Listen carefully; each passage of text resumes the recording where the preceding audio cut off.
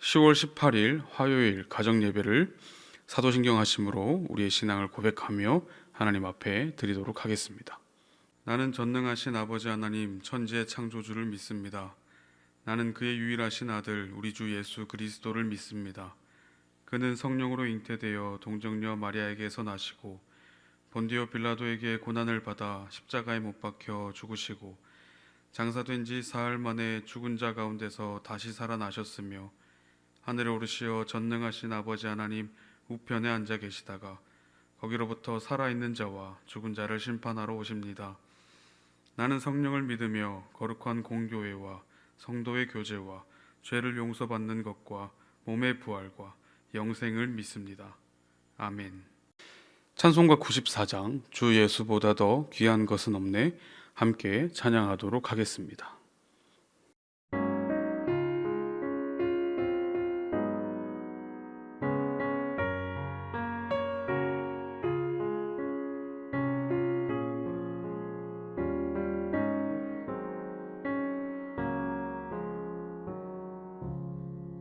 주 예수보다 더 귀한 것은 없네.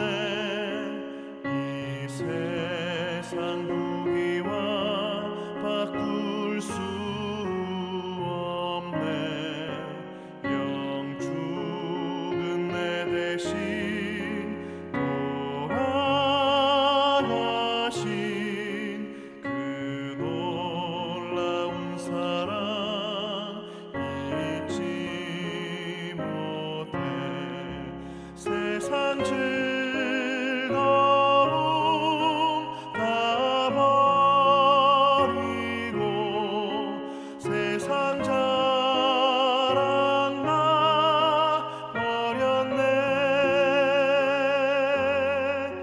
주 예수보다 더 귀한 것은 없네.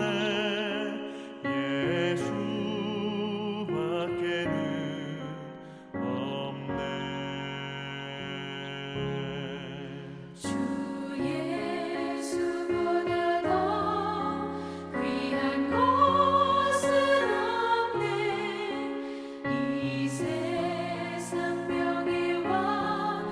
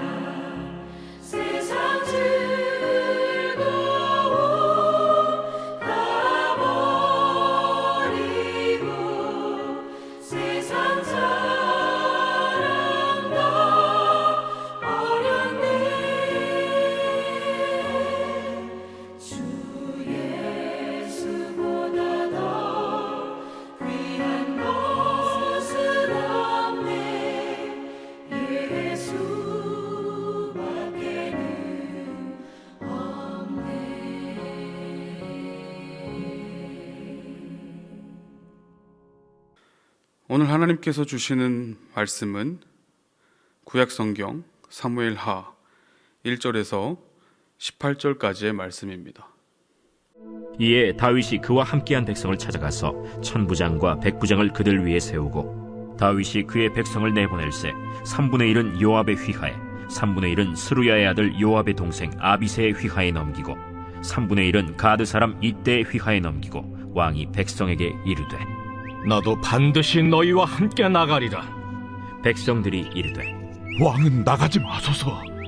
우리가 도망할지라도 그들은 우리에게 마음을 쓰지 아니할 터이요 우리가 절반이나 죽을지라도 우리에게 마음을 쓰지 아니할 터이라.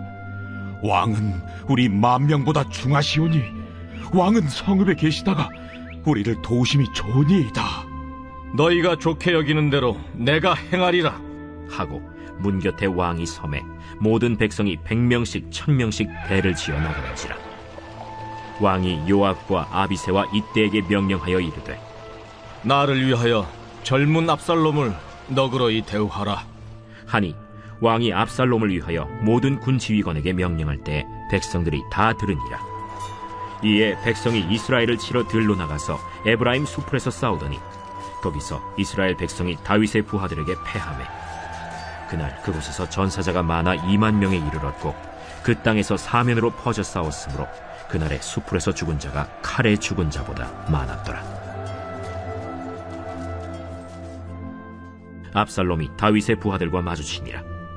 압살롬이 노새를 탔는데 그 노새가 큰 상수리나무 번성한 가지 아래로 지날 때 압살롬의 머리가 그 상수리나무에 걸리매 그가 공중과 그 땅 사이에 달리고 그가 탔던 노새는 그 아래로 빠져나간지라. 한 사람이 보고 요압에게 알려 이르되 내가 보니 압살롬이 상수리 나무에 달렸더이다.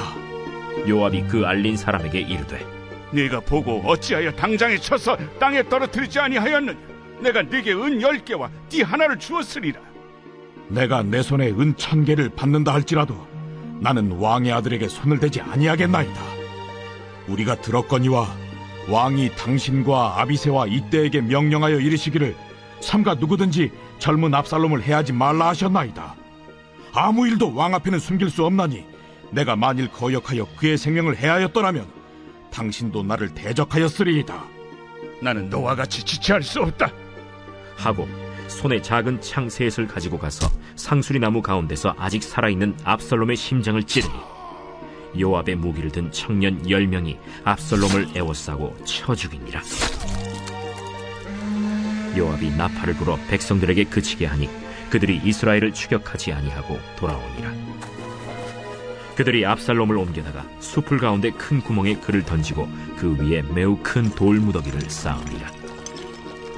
온 이스라엘 무리가 각기 장막으로 도망하니라. 압살롬이 살았을 때 자기를 위하여 한 비석을 마련하여 세웠으니 이는 그가 내 이름을 전할 아들이 내게 없다 하고 말하였습니다. 그러므로 자기 이름을 기념하여 그 비석에 이름을 붙였으며 그 비석이 왕의 골짜기에 있고 이제까지 그것을 압살롬의 기념비라 일컫더라. 오늘 본문을 보면 요압이 한 행동은 옳았습니다. 누구라도 그래야 했을 것입니다. 하지만 지금 한 걸음 물러나 상황을 지켜보는 우리의 가슴이 많이 아픕니다.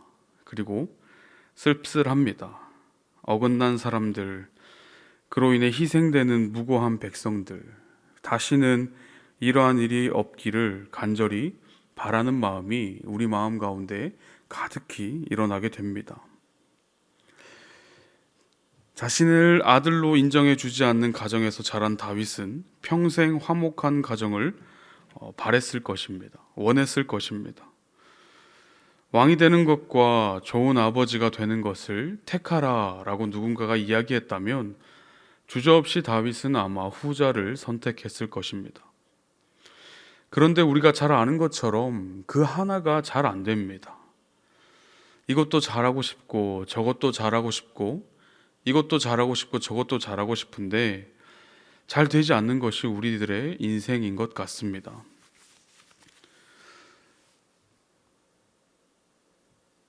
잘해보고 싶은데 다 죽이고 오늘 또 한 명의 아들을 다윗은 먼저 하나님께 보내게 되는 것이죠.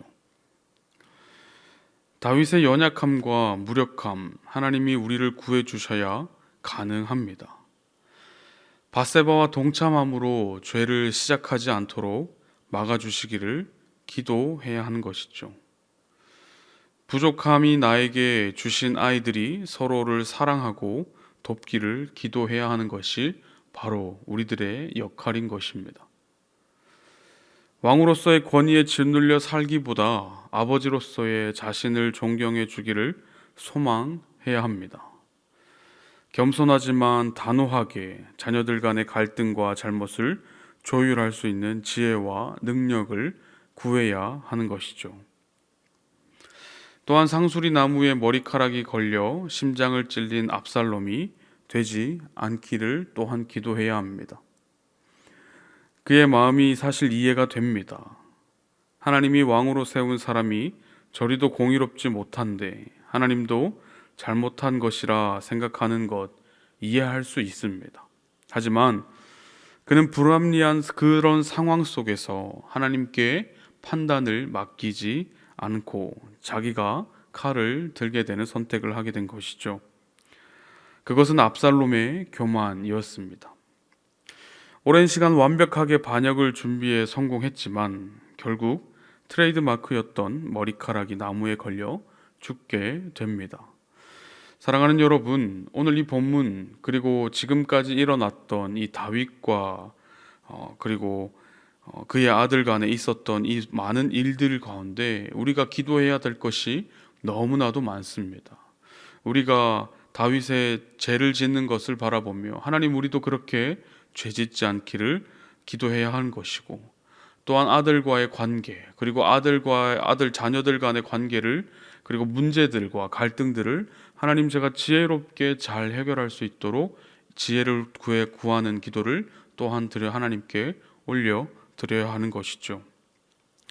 이러한 비극적인 일이 우리 가정 가운데, 나의 삶 가운데 일어나지 않기를 늘 기도해야 하는 것입니다. 그렇게 기도할 때 우리의 삶은 다윗과 같이 비극적인 일이 일어나는 것이 아니라 하나님의 사랑과 하나님의 은혜가 가득한 그런 가정이 될 줄로 믿습니다. 하나님의 뜻을 읽지 못하고 하나님께 맡기지 않아 이런 가슴 아픈 일들이 우리 가운데 일어나지 않으시기를 주의 이름으로 축원드립니다.